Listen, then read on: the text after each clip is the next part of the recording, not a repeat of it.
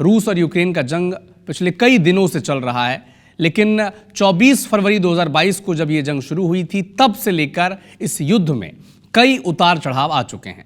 कभी रूस यूक्रेन पर भारी पड़ा तो कभी यूक्रेन ने रूस को बैकफुट पर ला दिया।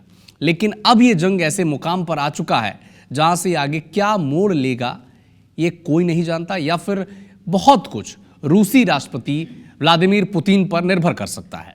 दरअसल यूक्रेन ने रूस के भीतर घुसकर एक ऐसे हमले को अंजाम दिया है जिसकी कल्पना पुतिन ने अपने सपने में भी कभी नहीं की होगी।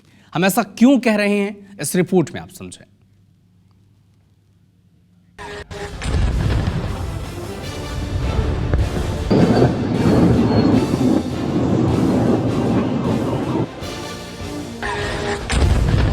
रूस के यूक्रेन पर ताबड़तोड़ हमले से शुरू हुई जंग को 3 साल से ज्यादा का वक्त गुजर चुका है और अब यह जंग एक नए दौर में पहुंच गई है।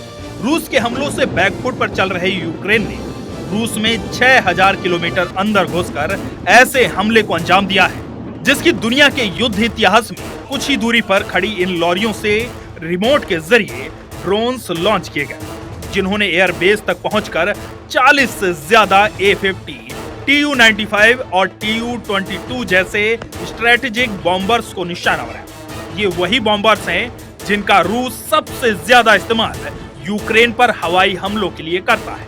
ऑपरेशन पूरा होने के बाद जिन लॉरियों में इन ड्रोन्स को रूस लाया गया था, उन्हें भी विस्फोट से नष्ट कर दिया गया। यूक्रेन ने रूस के जिन एयरबेस को निशाना बनाया, उनमें इरकुत्स्क स्थित बेलाया एयरबेस जो यूक्रेन से 4300 किलोमीटर दूर है, उलन्या एयरबेस जो यूक्रेन से 3674 किलोमीटर दूर है, Diaghilevo airbase 2161 kilometre, Ivanovo airbase 2000 kilometre और अमूर एयरबेस 6000 किलोमीटर दूर है।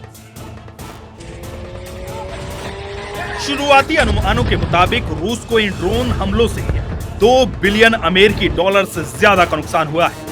हमले में रूस के कई जासूसी विमान निशाना बने जिनकी कीमत करीब 350 मिलियन डॉलर है, जबकि एक यूक्रेनी ड्रोन्स की कीमत महज 40,000 रुपए।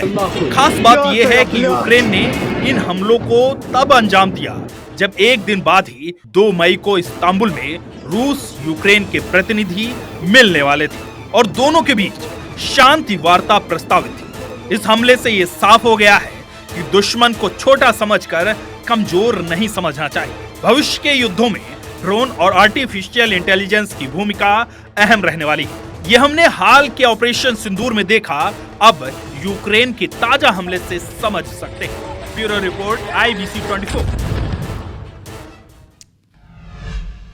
तो जैसा कि हमने आपको शुरुआत में ही बताया था कि अब पुतिन तय कर सकते हैं कि इस युद्ध की दिशा किस दिशा में जाएगी, क्योंकि पुतिन भी रिटेलिएट करने से पीछे नहीं हटते हैं। जो उनकी हिस्ट्री है आखिर बताती यही है।